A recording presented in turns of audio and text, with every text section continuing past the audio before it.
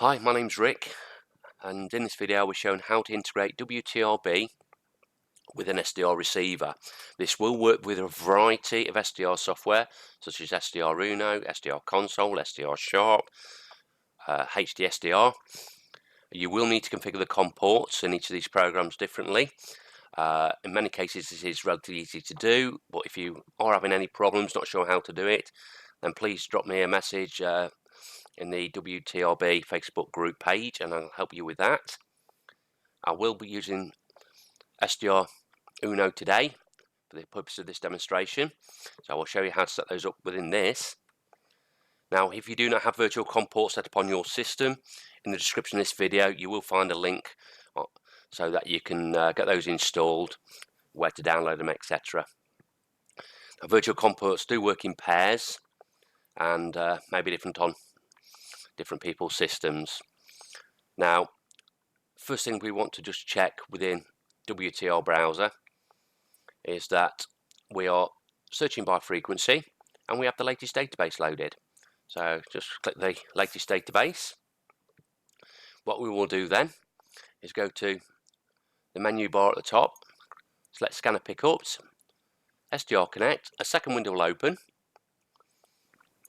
Now, if you've not got SDR Connect and we click open, it will give us a warning saying you need to download it first. So using the blue button, we can download that.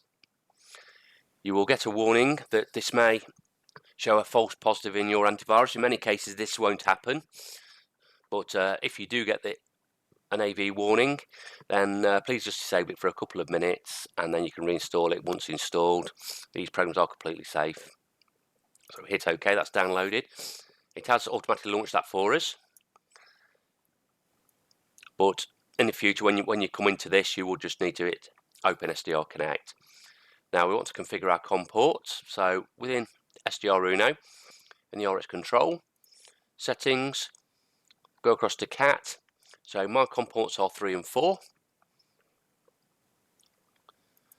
So we'll select the COM port that is required. Like I say, mine are 3 and 4. Baud rate, set that to 115/200. You can do that in any of the SDR programs. And in here we need to put enable and connect and make sure RX mode control is on. So that's SDRUno all set up. So within the SDR Connect, we want COM port 4. We want to configure outputs. We have got 4 outputs. That's so you can run multiple instances. If you have multiple SDRs, so you could have been running Squawker, WTRB, and multiple instances of those at the same time.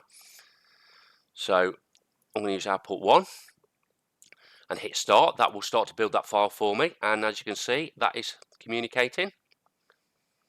And then within here, we need to tell WTRB where that file is. Now that is within your documents folder. So there we go, SDR output 1 text, hit save. Now hit start on here, that will start to populate the log. It is showing it in here. We have one other thing in here as well where we have the scanner mini mode. So if you don't want to see this big screen and you're only using one screen, you can hit the scanner mode. That will open a much smaller window and you can resize that to sort of fit what you need.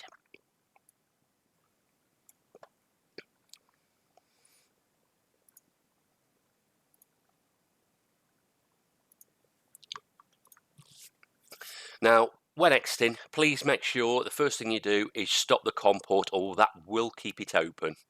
So if you're going to use another program such as CSV user browser or something, you will find you will have problems. So just make sure you are hitting stop when you exit.